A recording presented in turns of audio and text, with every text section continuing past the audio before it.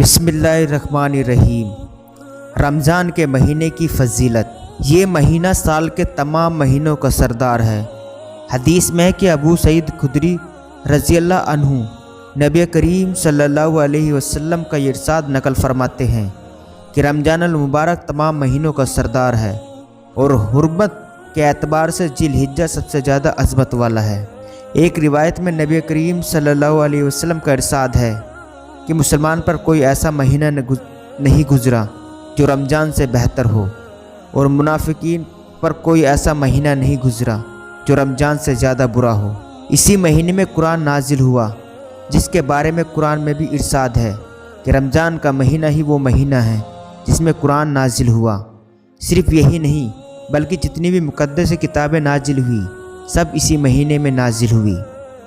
حضرت ابو ہریرہ رضی اللہ عنہ نبی کریم صلی اللہ علیہ وسلم کا ارشاد نقل کرتے ہیں کہ جب رمضان کا مہینہ داخل ہوتا ہے تو آسمان کے دروازے کھول دیے جاتے ہیں۔ آسمان کے دروازے کھلنے کا مطلب نمبر ایک مطلب یہ ہے کہ رحمتوں کے نازل ہونے کے لیے آسمان کے دروازے کھلتے ہیں۔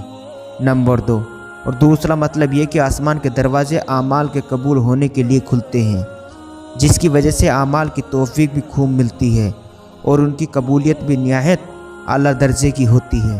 رمضان رحمتوں والا مہینہ ہے۔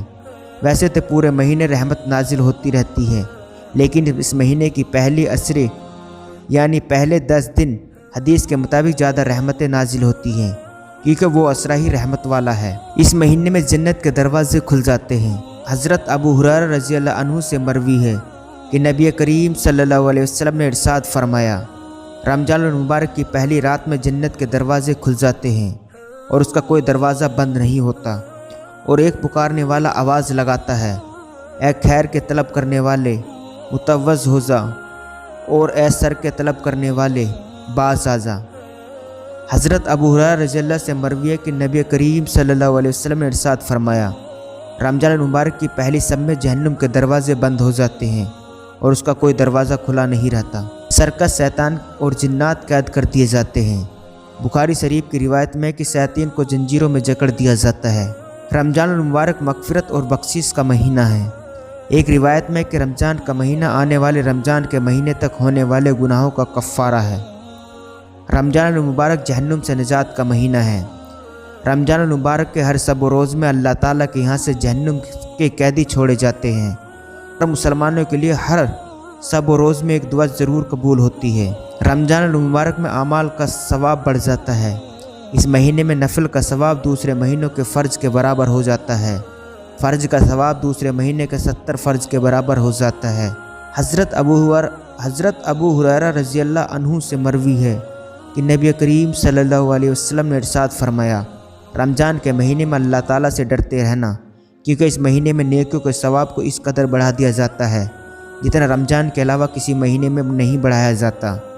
اس طرح گناہ ہونے کے بوال کو بھی اس قدر بڑھا دیا جاتا ہے جتنا رمضان کے علاوہ کسی مہینے میں نہیں بڑھایا جاتا۔